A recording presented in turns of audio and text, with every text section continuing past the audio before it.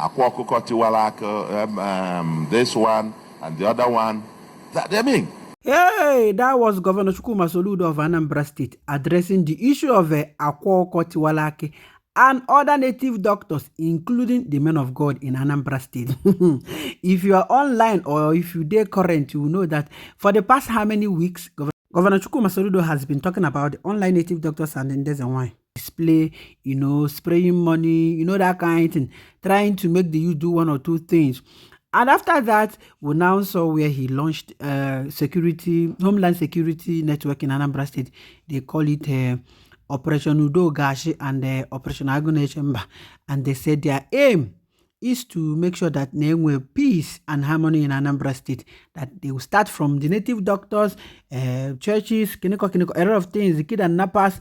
I'm not here to mention it, but this time around, I just heard the speech that Governor Soludo made concerning Akwa Okuko, that they're going to come after them. Akwa Okuko, other people doing Okite in Anambra State, that is going to get them one by one, and also called the attention of those, what is it called? Men of God, churches in Anambra State, that some of them are contributing, in fact, 90% of them contributing to all these our youth, trying to get it by all means, trying to get. I don't want to waste your time. I want you to listen to what Governor Soludo said that he's gonna do to Ndine Okite. What this thing means is that Governor Soludo and other politicians, then they see what they go on online.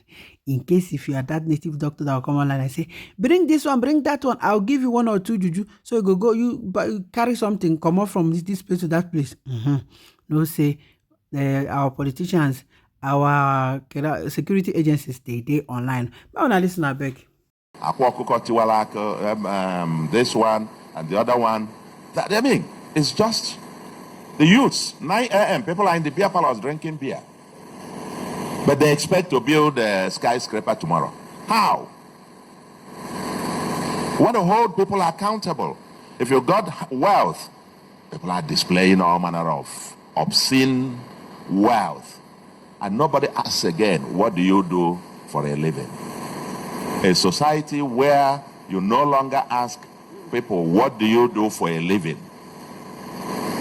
It's a society that has no future.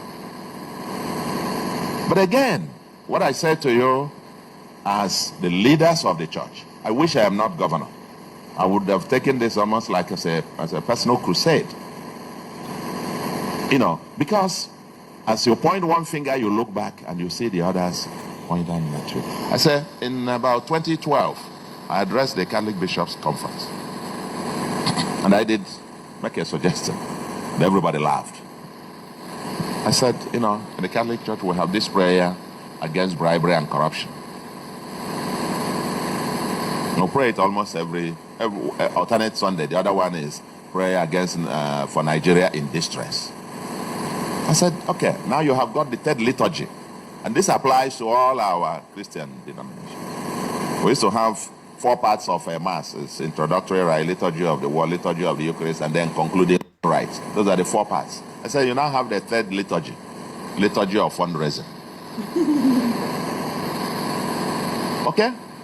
Now, and that becomes the main part of most services. The part where we talk about money. And I said, can we be the church that then says, okay, we'll pray against bribery and corruption. Then an officer, a government official, whose total monthly salary is not more than 200,000, comes to the church and makes a donation of 2 million.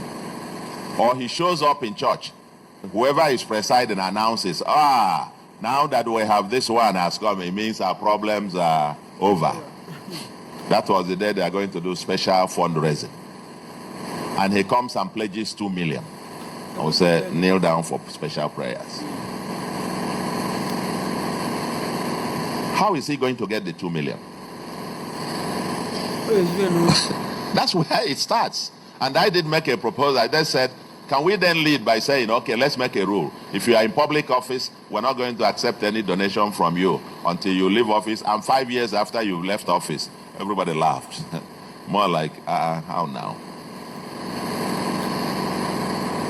It sounds like a joke. but go to think about it. Today, during this season in the southeast, bazaar all over the place. Who are the chairmen of the bazaars? This one has come down. So IK Malaysia. Peter of South. This one. What do they do? Even the ministers of God do not ask.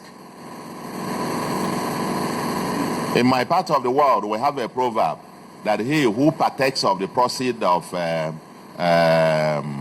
theft is also a thief. But we can no longer pretend and be saying, no, we don't know, we don't care. No, the society must care. Because this is at the foundation of the criminality that is ongoing. We celebrate wealth without work. And if the church continues to celebrate this, a society gets what it celebrates. And therefore, I'm only just throwing up something, Your Grace, that at your retreat. Because this thing, I feel so passionate about it. We're going out where we are going after all this Okite and Akwa Okuko and Ezewanye and all of those. It's everywhere now. Just come, we'll give you this, you'll get money. We're not teaching people to work. How much do we do that? We launched asking people farm to feed. There was a time Nigeria was, they said they were having a hunger protest, that we're hungry. And we said, no, we can't. We must teach our people. We met with our youth and launched farm to feed. Akajaja. That's how what we are stand in this part of the world.